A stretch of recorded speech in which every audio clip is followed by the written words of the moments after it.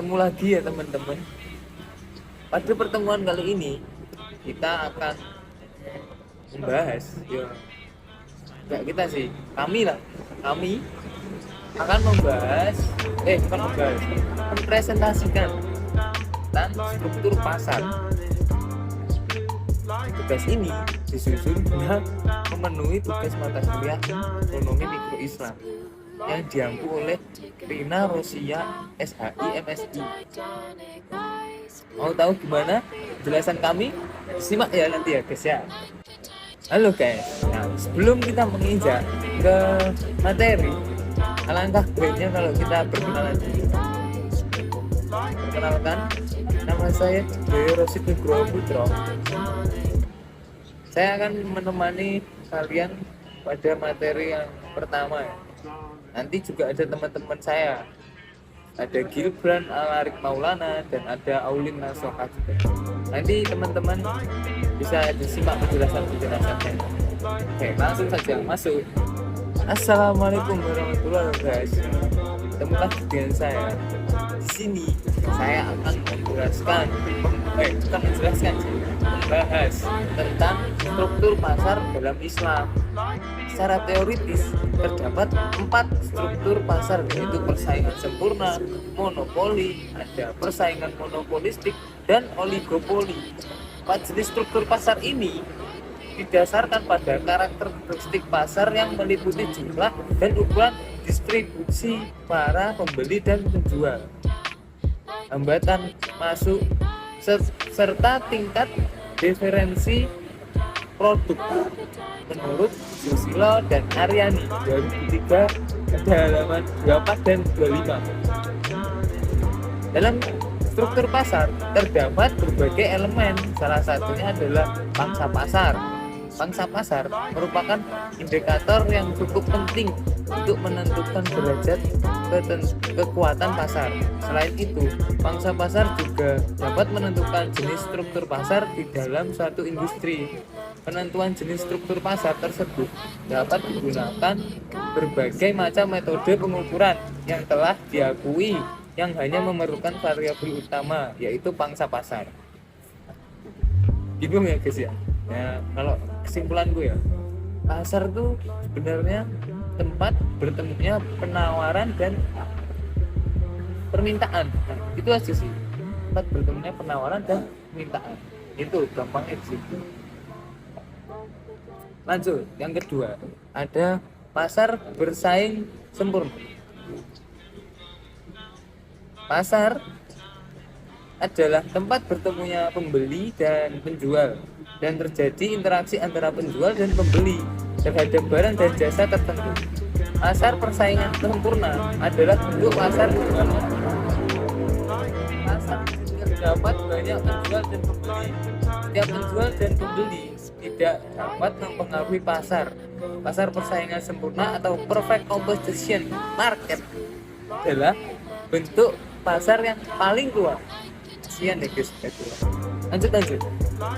Bentuk pasar ini sudah dikenal sejak zaman Adam Smith.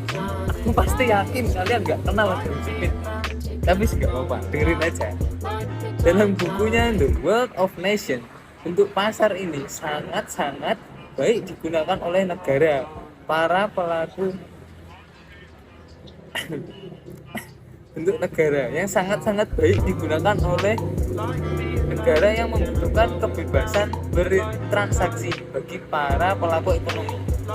Namun, belum ada satu negara pun yang menerapkan bentuk pasar ini secara murni. Hal ini karena tahu kalian? Karena secara umum masing-masing pelaku ekonomi di pasar ingin memperoleh kepentingan tersendiri.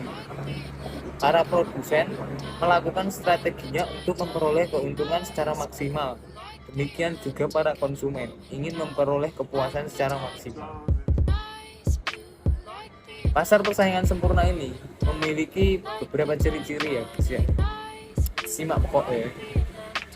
Yang pertama, terdapat banyak penjual, perusahaan dan pembeli di pasar, sehingga baik penjual maupun pembeli tidak dapat mempengaruhi pasar dan masing-masing hanya membeli dan menjual sebagian sangat kecil saja dari jumlah total yang diperdagangkan di pasar.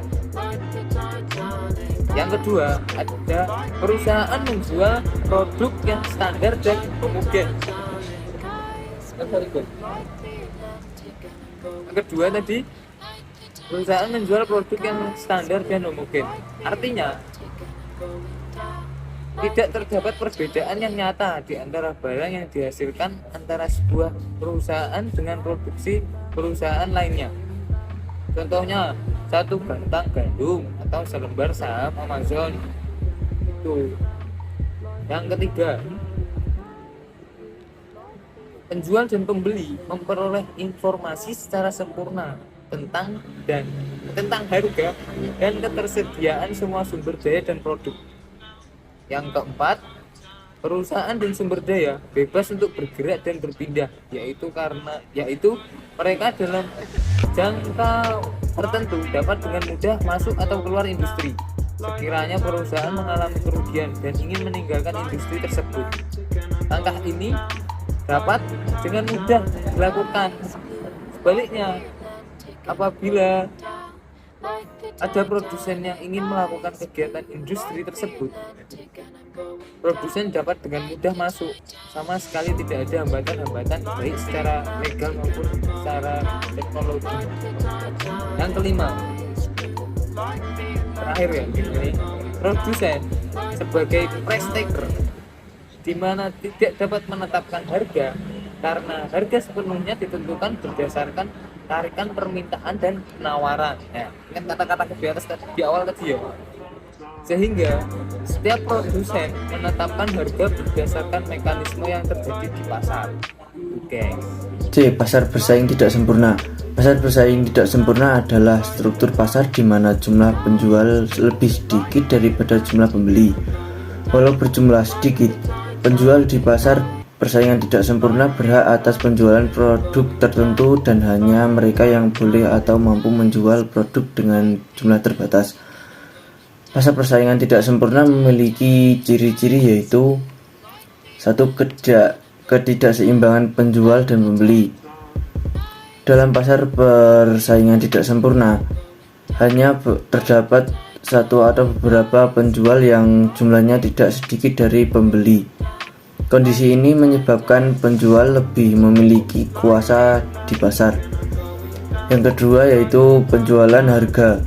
Di pasar ini penjual lebih berkuasa dan hanya sedikit pihak yang mempengaruhi pasar sehingga penjual bebas dalam menentukan harga. Kuasa ini memungkinkan perusahaan meraup keuntungan yang lebih besar. Yang ketiga, sulit berpartisipasi. Industri pasar persaingan tidak sempurna hanya mampu dijalankan pihak tertentu. Karenanya cukup sulit bagi penjual lain untuk berpartisipasi atau masuk dan memulai bisnis di pasar ini. Yang keempat, tidak ada barang pengganti. Minimnya kebebasan untuk berpartisipasi dalam pasar membuat ketersediaan atas pengganti produk dengan fungsi dan manfaat yang sama sulit dicari. Pasar monopolistik. Pasar persaingan monopolistik pada dasarnya adalah pasar yang berada di antara dua jenis pasar yang ekstrim, yaitu persaingan sempurna dan monopoli. Oleh sebab itu, sifat-sifatnya mengandung unsur-unsur sifat monopoli dan unsur-unsur sifat pasar persaingan sempurna. Pasar persaingan monopolistis dapat didefinisikan sebagai suatu pasar di mana terdapat banyak produsen yang diferensiasi produk. Adapun beberapa komoditas monopolistik yang umum dijumpai dalam kehidupan sehari-hari yaitu pakaian, obat-obatan, kosmetik, restoran, dan banyak komoditas makanan. Baik, lanjut ke pembahasan berikutnya, yaitu adalah pembahasan tentang pasar oligopoli. Apa sih pasar oligopoli itu? Secara harfiah, pasar oligopoli berarti adalah beberapa penjual yang ada di pasar. Sedangkan secara istilah, pasar oligopoli dapat diartikan sebagai keadaan di mana hanya ada beberapa perusahaan yang menguasai pasar baik secara independen maupun diam-diam bekerja sama. Ada kalanya pasar oligopoli terdiri dari 2 perusahaan saja. Keadaan seperti itu dinamakan duopoli. Definisi lain dari pasar oligopoli adalah salah satu bentuk persaingan yang mana didominasi oleh beberapa produsen atau penjual dalam satu wilayah area. Contohnya seperti perusahaan handphone dan juga ada perusahaan industri mobil. Selanjutnya, karakteristik dari pasar oligopoli itu sendiri. Yang pertama, produk yang dijual memiliki harga yang hampir sama satu sama lain. Yang kedua, perbedaan produk yang unggul merupakan kunci sukses dalam persaingan pasar oligopoli. Yang ketiga, hanya sedikit perusahaan dalam industri. Yang keempat, produknya bisa homogen tetapi bisa juga terdiferensiasi. Yang kelima, pengambilan keputusan yang saling mempengaruhi. Yang keenam, kompetisi non-harga dan upayanya mencapai kondisi optimal. Yang ketujuh, adanya hambatan untuk masuk ke dalam industri bagi perusahaan yang baru karena butuh sumber daya yang sangat besar. Yang kedelapan, perubahan akan diikuti oleh perusahaan lainnya. Untuk keuntungan dari pasar oligopoli ini bagi konsumen itu apa sih? Nah, ada nih.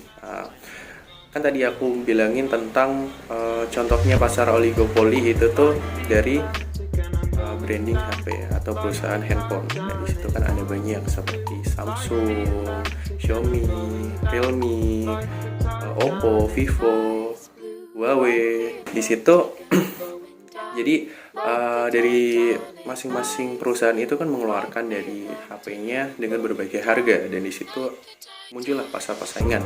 Dan dari situ juga perusahaan itu bersaing dengan beradu spek, beradu fitur-fitur yang baru dan lain-lain. Dan di situ konsumen diuntungkan dengan apa? Dengan kita memilih sesuai kebutuhan kita.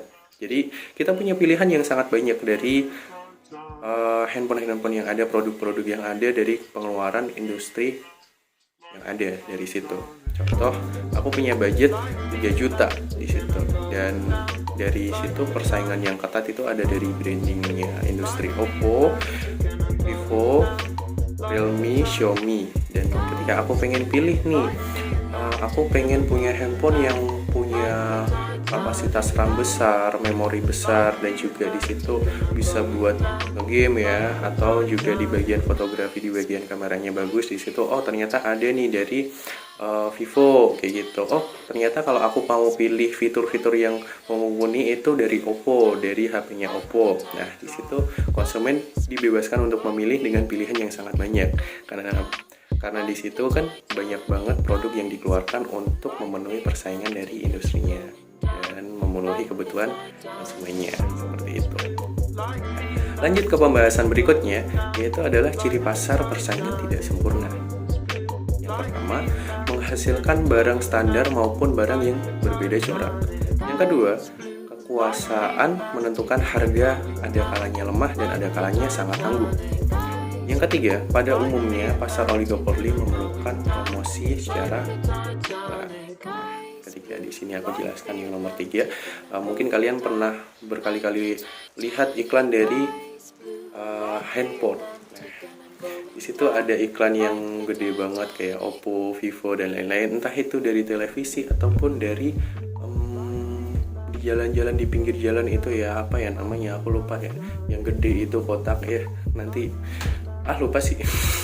Pokoknya itu. Jadi banyak banget iklan untuk di pasar oligopoli ini. Karena di situ mereka berebut konsumen yang dimana di situ tuh ya riskan. Sekalinya gak dapat pasar ya produk mereka bakalan terbengkalai karena kalah dengan perusahaan lain seperti itu. Nah, kekuasaan menentukan harga, ada kalanya lemah dan ada kalanya sangat tangguh. Nah seperti ini contohnya juga dari branding Apple. perusahaan Apple. Di situ kan mereka kan punya pasar yang sangat-sangat kuat ya, dan di situ mereka seperti punya fitur dan juga hal-hal yang baru dari mereka sendiri dan tidak dipunyai oleh industri lain. Mereka punya ciri khas, dan di situ mereka bermain harga dengan sangat tinggi, dan harga mereka itu tuh ya nggak akan diprotes, karena orang-orang yang beli Apple itu tuh ya mereka udah beli teknologi, seolahnya seperti itu. Bukan berarti dari branding lain nggak seperti itu ya, tapi kan di sini ketika lihat dari branding HP yang kuat itu untuk sekarang menurut pribadi aku itu ada dari Apple dan juga Samsung seperti itu. Oke, untuk pembahasan kelompok 7 udah sampai di sini aja. Jadi untuk akhiran aku pribadi mewakili teman-teman yang lain mohon maaf bila ada kata-kata yang kurang berkenan ataupun ada hal yang kurang sempurna dalam menerangkan materi ini. Kita belajar bersama-sama. Jadi mohon maaf. Terima kasih udah melihat video kita. Wassalamualaikum warahmatullahi wabarakatuh.